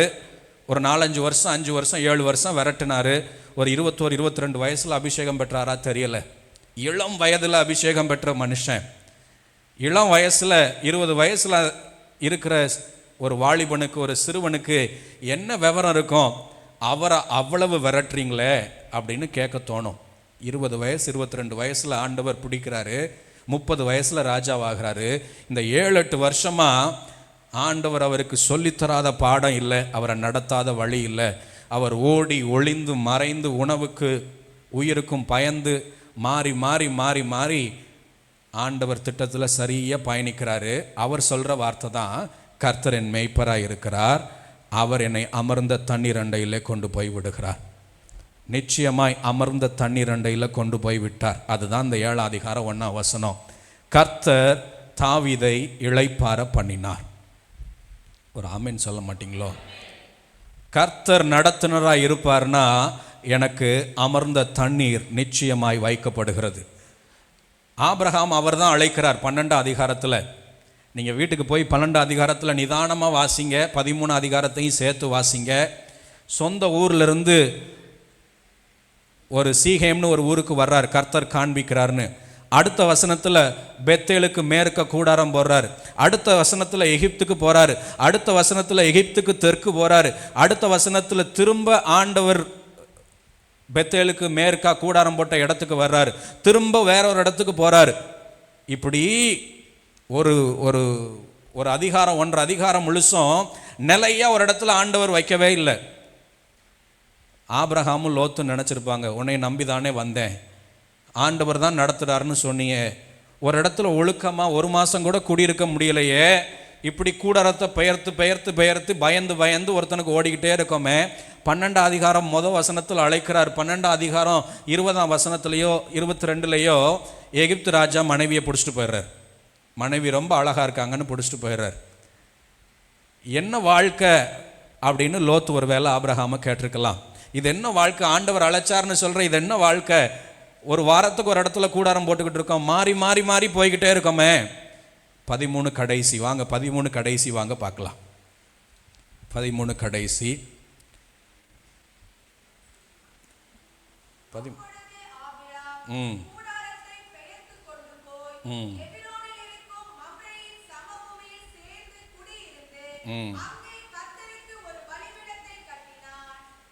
இதுதான் கடைசி அவர் வந்து போட்ட கூடாரம், பலிபீடம், மம்ரேயின் சமபூமி.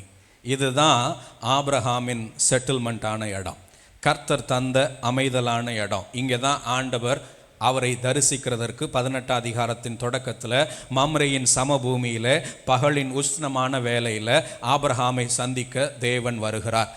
அவர் செட்டிலான இடம் இதுதான். ஆரம்பித்த வசனம் 12 அதிகாரம் முதல் வசனம் ஒரு 6, 7, 8 இடம் தாண்டி தாண்டி போயிருப்பார். நடுவில் நிறைய பயமுறுத்துனாங்க. நடுவில் லோத்து பிரிஞ்சு சண்டை போட்டு பிரிஞ்சு போனார். இவ்வளவு அன்கம்ஃபர்டபுளான சிச்சுவேஷன், ஒரு நெருக்கம், போராட்டம் இப்படி வரிசையாக வந்துக்கிட்டே இருக்கு. 13 கடைசியில் மம்ரேயின் சமபூமியில் ஆண்டவர் அமர்த்துகிறார். என்ன கற்றுக் கொடுக்கணுமோ எல்லாத்தையும் கற்றுக் கொடுக்கிறார். கர்த்தர் யார் என்கிற அறிவை போதிக்கிறார். கர்த்தர் எப்படி செயல்படுவார் என்ற காரியங்களை விவரிக்கிறார். கர்த்தர் அவருக்கு போதுமானவர்னு புரிய வைக்கிறார். எல்லாம் புரிஞ்ச உடனே அமர்ந்த தண்ணீர் அண்டையில் கொண்டு போய் நிறுத்துகிறார். அதுதான் மம்ரேயின் சமபூமி. அங்கே தான் ஆண்டவர் அவனை பார்க்க வருகிறார். இதுக்கப்புறம் அது செட்டிலான இடம் பூரா அதுதான். அந்த இடத்த தான் ஆண்டவர் சொல்கிறாரு, இந்த இடம் உனக்கும் உன் சந்ததிக்கும் நித்திய நித்தியமாய் கொடுப்பேன். அதுதான் வாக்குத்தத்தம் பண்ணப்பட்ட கானான் தேசம். ராமன் சொல்றீங்களா? ஹல்லேலூயா. அந்த இடத்துல தான் ஆண்டவர் அவரை பழுகி பெருக பண்ணினார். அவர் வீட்டுக்காரர் எலியேசர் சொல்றாரு, வேலைக்காரர், என் எஜமான் சீமானாய் இருக்கிறார். இந்த சீமான் இல்லை, இவர் பழைய சீமான், பெரிய ஐஸ்வர்யவான், பெரிய பணம் படைத்தவர், பெரிய பொருள் படைத்தவர், சீமானாய் இருக்கிறார். என் கர்த்தர் அவரை ஆசீர்வதித்திருக்கிறார். அமர்ந்த தண்ணீர் அண்டையில் கர்த்தர் என்னை நடத்துகிறது எனக்கு பெரிய பாக்கியம். ஒவ்வொரு விசுவாசியின் வாழ்க்கையிலும் கர்த்தர் நிரந்தரமாய் வைத்திருக்கிற ஒரு இடம் அமர்ந்த தண்ணீர் அண்டை. அந்த தண்ணீர் அண்டையில் கர்த்தரே என்னை போஷிக்கிறார், கர்த்தரே என்னை பெருக பண்ணுகிறார், கர்த்தரே என்னை நடத்துகிறார். ஆமென், ஹல்லேலூயா. தாவீதை அப்படி தான் போய் இளைப்பாற பண்ணினார். அவர் மேப் படி இந்த பீரியடில் உன்னை அமர்ந்த தண்ணீர் அண்டையில் கொண்டு போய் வைப்பேன் சொன்ன மாதிரி கொண்டு போய் வைத்தார். இளைப்பாற பண்ணினார். எல்லா சத்துருக்களுக்கும் நீங்களாக்கி அவனை காத்தார். இந்த அமர்ந்த தண்ணீர் அண்டை நம்ம வாழ்க்கையில் இருக்கின்ற உணர்வு நமக்கு முதல்ல வேணும். நான் இப்போ அலைந்து தெரியலை எதுக்கும், இப்போ எதுக்கும் அலைந்து தெரியலை, என்னை நலமாய் சுகமாய் நடத்துகிறார், என்னை இளைப்பார பண்ணியிருக்கிறார். முதல்ல இந்த சிந்தை வேணும். இந்த சிந்தை இருந்தால் தான் அடுத்து சொல்லப்படுகிற வசனங்கள் நமக்கு புரியும். இந்த அமர்ந்த சிந்தையை, இந்த அமர்ந்த தண்ணீரண்டை இருக்கிற என் நாட்களை என்னால் கெடுத்து போட முடியும். பக்கத்தில் பார்த்து சொல்லுங்க, இந்த அமைதலான நாட்களை, இந்த இளைப்பார பண்ணின நாட்களை என்னால் கெடுத்து போட முடியும். எப்படி கெடுத்து போட்டார் தெரியுமா? அதெல்லாம் வேண்டாம். எப்படி கெடுத்து போட்டார்? சவுல் சொல்கிறாரு, சவுலுக்கு ஒரு சத்தம் கேட்குது.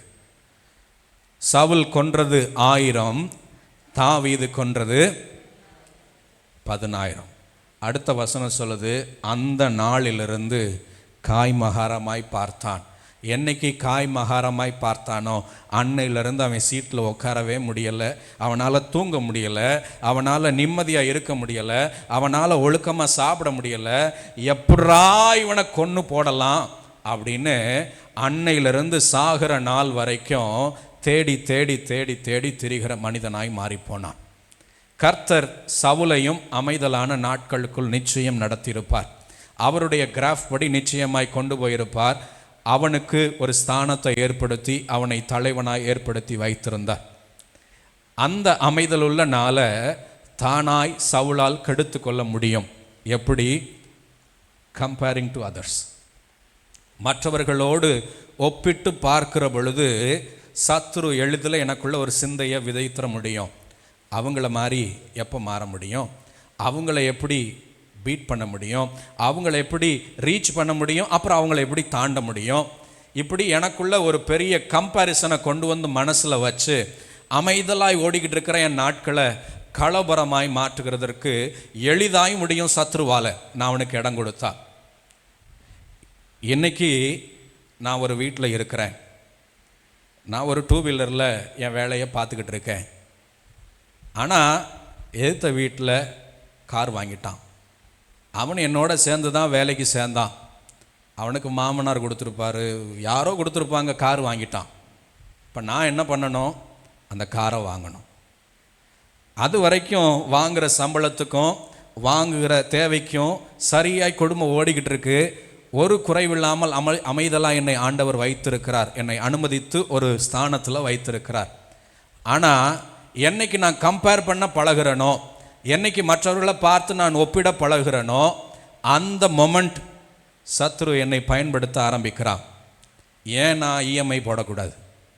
அவன் என்ன வாங்கியிருக்கிறான்? 7 லட்ச ரூபாய்க்கு வாங்கியிருக்கிறான். நீ போடு 9 லட்ச ரூபாய்க்கு ஒன்று போடு, கூட 4000 ரூபா தான் எக்ஸ்ட்ரா கட்டணும், 9 லட்ச ரூபாய்க்கு ஒன்று போடு, மாதம் 20,000 15,000ன்னு இஎம்ஐ கட்டு. அது வரைக்கும் அமைதலாய் போய்கொண்டிருந்த குடும்பம் அதுக்கப்புறம் டர்புலன்ஸாய் மாறும். இது நிச்சயம். உங்கள் அமைதலினால் என்னைக்கு மற்றவர்களோடு ஒப்பிட்டு அதையும் நான் செய்ய வாஞ்சிக்கிறேன், அதை போல நான் மாற விரும்புகிறேன், அதை போல நான் செய்ய விரும்புகிறேன்னு என் மாமிச புயத்தில் செயல்பட ஆரம்பிக்கிறோமோ, அன்னைக்கு என் அமைதலின் நாட்கள் டர்புலன்ஸின் நாட்களாய் மாறும். அன்னைக்கு என் அமைதலை நானே குலைத்து போட முடியும். எனக்கு ஒன்று தான் வேணும், கர்த்தர் டிரைவர். அவர் என்னை நடத்துகிறதற்கு போதுமானவர். அவர் என்னை அமர்ந்த தண்ணீர் அண்டையில் கொண்டு வந்து விட்டிருக்கிறார். அவர் என் சத்துருக்களுக்கு முன்பாக என் தலையை அபிஷேகிக்கவும் வல்லவர். அவர் நன்மையும் கிருபையும் என்னை தொடரச் செய்ய முடியும் அப்படின்ற விசுவாசம், அப்படின்ற பெரிய நம்பிக்கை என்னைக்கு மேலோங்கி நிற்குதோ அன்னைக்கு இந்த மாதிரி சிந்தைகளை எளிதில் என்னால் ஜெயிக்க முடியும். மாறா ஏன் நமக்கு தான் வேணுங்கிற அளவுக்கு சம்பளம் வருதில்ல, நான் ஏன் ஒரு ஸ்டெப்பு தாண்டி பண்ணக்கூடாது? ஏன் அவங்கள நான் ஃபாலோ பண்ணக்கூடாது? ஏன் அவங்கள மாதிரி நானும் ரிஃப்ளெக்ட் ஆகக்கூடாது? என்னைக்கு கம்பேர் பண்ணி பார்க்குறோமோ, சவுலையும் தாவீதும் ஜனம் கம்பேர் பண்ணிச்சு, இவன் அதை ரிசீவ் பண்ணிட்டான். அதுக்கு முன்னாடி சவுலை குறித்து வசனம் சொல்லுது, காது கேளாதவனை போல போனாராம். அவரை குறித்து ஜோக்கா கேலியும் கிண்டலுமா கொஞ்சம் அதிகாரத்துக்கு முன்னாடி சொல்லியிருப்பாங்க, இவனா நமக்கு ராஜாவாக போகிறான், இவனா நம்மை ரட்சிக்க போகிறான்னு சொன்னப்ப காது கேளாதவனை போல போனார். சக்சஸ் ஆனார், ராஜாவானார். அன்னைக்கு மட்டும் அவர் திரும்பி மல்லு கட்டி அவனை கொண்டுங்கன்னு போட்டிருந்தாருன்னா என்ன நடந்திருக்கும் தெரியல. காது கேளாதவனை போல போனார், என் அழைப்பில் உறுதியாக இருப்பேன்னு போனார். சக்ஸஸ்ஃபுல் பர்சனாக ஆண்டவர் மாற்றினார். என்னைக்கு இந்த வார்த்தையை காதில் கேட்டாரோ, என்னைக்கு கம்பேர் பண்ண ஆரம்பிச்சிட்டாரோ, இன்னும் ராஜாங்கம் மாத்திரம்தான் அவனுக்கு மிச்சம் இருக்கா, எல்லாத்தையும் கொடுத்துட்டாங்களா, முதல்ல அவனை நான் கில் பண்ணுறேன், அவனுக்கு மேலே என்னை எஸ்டாப்ளிஷ் பண்ணுறேன், அவன் இருந்தால் தானே எனக்கு காம்படிஷன், அந்த காம்படிஷனை பிரேக் பண்ணுறேன், அவனை போல் நானும் எஸ்டாப்ளிஷ் ஆக ட்ரை பண்ணுறேன். இப்படி மற்றவங்கள பார்த்து கம்பேர் பண்ணி நீங்கள் மாமிச புயத்தில் எடுத்து வைக்கிற ஒவ்வொன்றும் நிச்சயமாய் சொல்கிறேன், உங்கள் அமைதலான வாழ்க்கையை குலைத்து போடும். கர்த்தர் அனுமதித்திருக்கிற அமைதலான வாழ்க்கையில் வாழ பழகுகிறது விசுவாசிக்கு ரொம்ப அவசியம். கர்த்தர் அனுமதித்திருக்கிற இளைப்பாறுதலில் தங்கி இருக்க பழகுறது விசுவாசிக்கு ரொம்ப அவசியம். இந்த சுபாவத்தை கெடுக்கிறது பிசாசு. இந்த கம்பேரிசனை கொண்டு வந்து மனசில் வைக்கிறது, இந்த கம்பேரிசனில் ஆசையை வளர்க்குறது, இந்த கம்பேரிசனில் உங்களை மாமிசத்தில் செயல்பட தூண்டுகிறது. இதெல்லாம் பிசாசின் தந்திரம். என்னை இதுவரைக்கும் அமைதலுள்ள தண்ணீரண்டையில் நடத்தினவர் இனிமேலும் என்னை நடத்த வல்லவர் என்கிற யோசனை தான் எனக்கு மேலோங்கி நிற்கணும். நன்மையும் கிருபையும் என்னை தொடரச் செய்ய அவராலே முடியும்ன்ற யோசனை தான் இருக்கணும். அவர் கொடுத்தால் பிழைக்கிறேன்ற வார்த்தை மாத்திரம்தான் எனக்குள்ள மேலோங்கி நிற்கணும். மாறாய் மாமிசத்தில் செயல்படுகிறது என் அமைதலின் நாட்களை குலைத்து போடும். மிலிட்ரியிலிருந்து ஒரு வாலிபன், என் வயசு தான், மிலிட்ரியிலிருந்து 33 34 ரிட்டையர்ட் ஆகி வந்தான். வரும்போது நல்ல லம்சமான அமௌண்ட், அவனோட பிஎஃப் இஎஸ்ஐ எல்லா ஃபைனல் செட்டில்மெண்ட்டோடு வந்தான். என்ன பண்ணுறது, ஒரு நாள் ஃபோன் பண்ணான். நான் சொன்னேன், மிலிட்ரி கோட்டா இருக்குது, ஸ்டேட் பேங்க் பரீட்சை எழுது, இந்தியன் பேங்க் பரீட்சை, பேங்க் எக்ஸாம் எழுது, மிலிட்ரி கோட்டா இருக்குது, எளிதில் நுழைந்து விடுவாய். அவனுக்கு அது பெருசாக அப்பீலிங்காக இல்லை. அவன் என்ன பண்ணிட்டான், அவன் இருக்கிற ஊரில் ஒரு ரெஸ்டாரண்ட் ஓனர் அவருக்கு பழக்கம். அந்த ரெஸ்டாரண்ட் ஓனர் 2 கார் வச்சுருக்கிறார், 2 விலை உயர்ந்த கார். அவரை பார்த்து பார்த்து பார்த்து பழகி, நான் பெரிய கார் வாங்கணும், எஸ்யூவி வச்சுருக்காங்க, நான் ஒரு ஆல்டோ தான் வச்சுருக்கிறேன், கேன்டீனில் வாங்கினது, முதல்ல நான் ஒரு எஸ்யூவி வாங்குவேன். இருந்த சேவிங்கில் கொஞ்சம் போல் எடுத்து ஒரு செகண்ட் ஹேண்டில் ஒரு ஜைலோ வாங்கினான், மஹேந்திரா ஜைலோ செகண்ட் ஹேண்டில் கொஞ்சம் லட்சத்தை கொடுத்து வாங்கினான். முதல்ல காரை வாங்குவோம், அவனை போல் காரை வாங்குவோம். அப்புறம் அவன் கவுண்டரில் என்னாலும் பிஸியாகவே இருக்குது, ரெஸ்டாரண்ட்டில் என்னாலும் பிஸியாக ஓடிக்கிட்டே இருக்குது, எப்படி ஏன்ட்டு இருக்கிற பணத்தை பெருக்கிறது. ஒரு நாள் ஃபோன் பண்ணான், இப்படி ஒரு ஸ்கீம் இருக்குடா, எல்லாம் ஆயில் பிஸ்னஸில் இன்வெஸ்ட் பண்ணுறாங்க, ₹1,00,000 போட்டால் ₹6,000 மாதம் தர்றாங்க. 6,000 சொன்ன உடனே அவனை நிறுத்திட்டேன். இந்தியாவில் அப்படி ஒரு ஸ்கீமும் கிடையாது. ₹1,00,000 ₹700 கிடைக்கிறதே பெருசு, 7.5% வட்டியே பெரிய விஷயம். எவனாவது ₹6,000 தர்றான்னா அந்த பிஸ்னஸில் அதானி அம்பானியும் தான் இருப்பாங்க. அவங்களுக்கு தெரியாது, உனக்கு எனக்கும் தெரிய வேண்டிய விஷயம் இல்லை, யோசி, வாய்ப்பே இல்லைன்னு சொன்னேன். அதுக்கப்புறம் என்கிட்ட ஃபோன் பண்ணல. ஒரு 6 மாதம் கழித்து ஃபோன் பண்ணான். டேய், பெரிய சிக்கலில் மாட்டிட்டேன், என்ன நடந்துச்சு? என்கிட்ட இருந்த எல்லா சேவிங்கையும், ஒரு 30-40 லட்ச ரூபா சேவிங்கையும் கொண்டு போய் அவன்கிட்ட போட்டேன். 2 மாதம் நல்ல ரிட்டர்ன் கொடுத்தான். என்னை கூப்பிட்டு பேசினா, அவங்க ஃப்ரெண்ட்ஸ் இருந்தாலும் போட சொல்லுங்கள், நல்ல இன்வெஸ்ட்மெண்ட்டு, நம்ம ஆயில் வெல்ஸில் போட்டுக்கிட்டு இருக்கோம், எண்ணெய் கிணறுல இன்வெஸ்ட் பண்ணிக்கிட்டு இருக்கோம். தெரிஞ்ச எல்லா மிலிட்ரி நண்பர்களுக்கும் ஃபோன் பண்ணி 5 லட்சம் கொடு, 3 லட்சம் கொடு, 2 லட்சம் கொடு, ஒரு இடம் வாங்க போகிறேன், திரும்பி தந்துடுவேன் 6 மாதத்தில், எல்லாம் நட்பு எல்லாம் போட்டுருச்சு. அவ்வளோத்தையும் கொண்டு போய் அவன்கிட்ட கொடுத்துட்டான். ஒரு 3-4 மாதம் கழித்து வர்றது நின்று போச்சு. பல்க் அமௌண்ட்டு சேர்ந்தவொன்னே வர்றது நின்று போச்சு. அவன் கொடுக்குற மாத தொகை நின்று போச்சு. ஃபோன் பண்ணியிருக்கிறான், ஃபோன் எடுக்கலை. நேராக அவன் இடத்துக்கு போயிருக்கிறான், அந்த இடம் காலியாயிருக்கு. அன்றைக்கி தான் எனக்கு ஃபோன் பண்ணுறான். எவ்வளவுடா அப்படின்னு கேட்டேன். ₹1,67,00,000 நான் இப்போ திருப்பி கொடுக்கணும்டான்றான். எவ்வளோ கொடுக்கணும்? ₹1,67,00,000. அவங்க மாமனார் அவர் வீட்டை விற்றார். மெயினில் ஒரு எலக்ட்ரிக்கல் கடை வச்சுருந்தாங்க, கடையை விற்றாங்க. ஒரு கல்யாண மகள் வச்சுருந்தாங்க, கல்யாண மகளை விற்றாங்க. கல்யாண மகள்னால் ரொம்ப பெருசு இல்லை, அது அந்த அந்த அந்த அந்த லொக்காலிட்டியில் உள்ள ஒரு சின்ன ஹால், அதை விற்றாங்க. எல்லாத்தையும் விற்று கடனை கட்டி இருந்த வீட்டை அவன் எதை லோன் போட்டு ஒரு ஆஸ்பிரேஷனோட கட்டினானோ அந்த வீட்டை இப்போ விற்றுட்டான். என்னைக்கு மற்றவர்களை கம்பேர் பண்ணுறோமோ அன்னைக்கு என் அமைதலான நாட்கள் இழந்து போகும். இன்றைக்கி அவன் எங்கே தங்கியிருக்கிறான்னு ஒருத்தனுக்கும் தெரியலை. எல்லாம் தேடி தேடி வீட்டுக்கு வர்றான். அமைதலாய் 2 பொம்பளை பிள்ளைங்க அமைதலாய் ஜாலியாக மகிழ்ச்சியாக இருந்த நாட்கள் மறைந்து போனது. மறைந்து மறைந்து வாழுகிற நாட்கள். 2 பெண் பிள்ளைகளும் அம்மாச்சி பார்த்துக்கிறாங்க. இவன் அங்கங்கே எங்கிட்டாவது கண்காணாத இடத்துல மாறி மாறி மாறி மாறி மறைந்து வாழுகிறான். ஃபோன் அடித்தா எடுக்க மாட்டான், வீட்டுக்கு வந்தால் கண்டுபிடிக்க முடியாது. மறைந்து மறைந்து வாழுகிறான். கர்த்தர் தந்த அமைதல் உள்ள நாட்களை என்னால் கெடுத்து கொள்ள முடியும். என் மனைவியை விட அந்த பொண்ணு பார்க்குறதுக்கு நல்லா இருக்காங்க. என் வீட்டுக்காரரை விட அவர் பார்க்குறதுக்கு ரொம்ப ஸ்மார்ட்டாக இருக்கிறார், ரொம்ப ஆக்டிவாக இருக்கிறார், ரொம்ப ப்ரில்லியண்ட்டாக செயல்படுகிறார், ரொம்ப அழகாக இருக்காங்க. இதெல்லாம் பிசாசு எனக்குள்ளே விதைக்கிற சிந்தனை. என் அமைதலின் நாட்களை குலைக்கிறதற்கு எனக்குள்ளே விதைக்கிற சிந்தனை. என்னை விட என் குடும்பத்தை விட மற்றவர்களை உயர்த்தி கம்பேர் பண்ணி காட்டுகிறது அவனுடைய தந்திரத்தில் ஒன்று. இதில் நான் விழுந்து போனேன்னா என் அமைதலான குடும்பம் சீரழிந்து போகும். இதை நான் இடம் கொடுத்தேன்னா என் அமைதலான நாட்கள் சீரழிந்து போய்விடும். ஒரு பாஸ்டர் வீட்டு பிள்ளை, அழகான திருமணம், பெரிய ஊழியர்களால் நடத்தப்பட்ட திருமணம். கொஞ்ச நாள் போச்சு, தன் சபையில் இருந்த மற்றொரு இளம்பெண்ணோடு அவருக்கு தொடர்பு உண்டாயிடுச்சு. இது விஷயம் வெளியே தெரியாமையே ரொம்ப நாட்கள் ஓடி இருந்திருக்கு.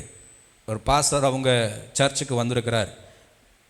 சர்ச்சை விட்டு வெளியே போகும்போது கூப்பிட்டு சொல்லியிருக்கிறார், இந்த சபையில் தீட்டு உண்டு அப்படின்னு சொல்லிட்டு போயிட்டார். யார்கிட்ட சொல்லிட்டு போயிட்டார்? அவர் அந்த பையன்கிட்ட சொல்லிட்டு போயிட்டார். அவங்க அப்பாட்டையோ அவங்க அம்மாட்டையோ சொல்லலை, தன்னை வழி அனுப்பி விட அந்த பையனை கூப்பிட்டு சொல்லிட்டார், இந்த சபையில் தீட்டு உண்டு. அடுத்த நாள் இந்த விஷயம் எங்கும் பரவிருச்சு. இவர் சொன்னதில்லை, அவன் வீட்டுக்காரர், அந்த பொண்ணு திருமணமான பொண்ணு, அவங்க வீட்டுக்காரர் அதை கண்டுபிடிச்சு பயங்கர கலவரம், சர்ச்சை மூடுங்கன்ற அளவுக்கு அவங்க வந்துட்டாங்க. பக்கத்தில் இருக்க கட்சிக்காரங்கள்லாம் கூப்பிட்டு வந்துட்டாங்க. சர்ச்சை மூடியே ஆகணும். எப்படியோ பேசி சமாதானம் பண்ணி அவர்களை அனுப்பி வச்சாச்சு. சர்ச்சு நடக்குது, சர்ச்சுக்கு பாதிப்பு இல்லை. இப்போ இவனை விலைக்கு ஓரமாக வச்சுட்டாங்க. கொஞ்ச நாள் ஆச்சு, ஒரு வருஷம் 1.5 வருஷம் ஆச்சு. அதே நபர் வேறொரு பொண்ணை பிடித்தார். இந்த 2வது பொண்ணை விட்டுட்டார். இந்த பொண்ணு சும்மா இல்லை, நேராக கமிஷனர் ஆஃபீஸ்க்கு போய் சொல்லிருச்சு. கமிஷனர் மத போதகரின் லீலை அப்படின்னு பத்திரிகைக்கு நியூஸ் கொடுத்துட்டார். இப்போ அந்த பையன் எங்கே இருக்கான்னு தெரியலை. அவங்க அம்மாவோட டெலிஃபோனில் மாத்திரம் பேசுவான், ஆள் எங்கே இருக்கான்னு தெரில. முதல் மனைவி டிவோர்ஸுக்கு அப்ளை பண்ணி ஆல்மோஸ்ட் டிவோர்ஸ் வாங்க போகிறாங்க. 2வது பொண்ணு செட்டில் பண்ணி விடுங்க, நான் செட்டில் ஆகிக்கிறேன்னு பணத்தை டிமாண்ட் பண்ணுறாங்க. அந்த குடும்பம் தன் அமைதியை இழந்து திரிகிறது. கர்த்தர் என்னை அனுமதித்த அமைதலின் நாட்களை என்னால் குலைத்து போட முடியும் when I compare with someone. இவர்களை விட அவர்கள் உயர்ந்தவர்களாய் தெரியும் பொழுது, இவர்களை விட அவர்கள் போட்டியாளர்களாய் தெரியும் போது, அவனைப் போல நானும் ஏன் மாறக்கூடாதுன்னு அவர்களை பின்பற்ற ஆரம்பிக்கிற பொழுது என் அமைதலை நானே குலைத்து கொள்ள முடியும். உங்களுக்கு எனக்கு ஒரே ஒரு சிந்தை மேலோங்கி நிற்கணும், கர்த்தர் என் மேய்ப்பராய் இருக்கிறார். ஒரு ஆமேன் சொல்லுங்க. அவர் என்னை புல்லுள்ள இடங்களிலே அமர்ந்த தண்ணீர் அண்டையிலும் கொண்டு போய் விடுகிறார். அவர் என்னை சத்துருக்களுக்கு முன்பாக என் தலையை அபிஷேகிக்க அவராலே முடியும். நன்மையும் கிருபையும் என்னை தொடரச் செய்ய முடியும். நான் என் கர்த்தரை மேய்ப்பராய் கொண்டிருக்கிறேன் என்ற சிந்தை தான் என் அமர்ந்த தண்ணீரண்ட வாழ்க்கையை என்னை காப்பாற்றி கொள்ள முடியும். ஆமென், ஹல்லேலூயா. அமர்ந்த தண்ணீரண்டை வாழ்க்கை, அமர்ந்த தண்ணீர் அண்டையில் இருக்கிற வாழ்க்கை, அமைதலான வாழ்க்கை எனக்கு கொடுக்கப்பட்ட ஒரு பெரிய ஆசீர்வாதம். இதை ஒரு நாளும் மறந்துடாத சிந்தை எனக்கு வேணும். என் அமைதலான வாழ்க்கை எனக்கு ஆசீர்வாதம். இதை நான் காத்து கொள்ள வேண்டியது அவசியம். when I compare, நான் அதை இழந்து போகிறேன். நான் கம்பேர் பண்ணி செயல்பட ஆரம்பிக்கிற போது அதை இழந்து போகிறேன். ஒரு நாளும் இழந்து போகாமல் இருக்கிறது எனக்கு அவசியம். எழுந்திருப்போம். இந்த இளைப்பாற பண்ணின பின்பு தாவீது செய்த செயலை அடுத்த வாரம் தியானிக்கலாம்.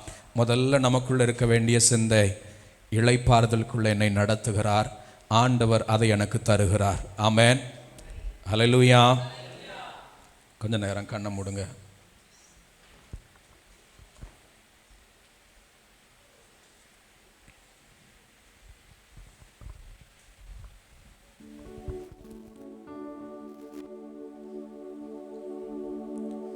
என் மேய்ப்பரே நல்லாயனே, எனக்கொன்றும் குறையில்லப்பா. சொல்றீங்களா? என் மேய்ப்பரே நல்லாயனே, எனக்கொன்றும் குறையில்லப்பா. நோயில்லாத சுக வாழ்வு எனக்கு தந்தவரே, கரம் பிடித்து கடனில்லாமல் நடத்தி செல்பவரே. நோயில்லாத சுக வாழ்வு எனக்கு தந்தவரே, கரம் பிடித்து கடனில்லாமல் நடத்தி செல்பவரே. என் மேய்ப்பரே நல்லாயனே, எனக்கொன்றும் குறையில்லப்பா.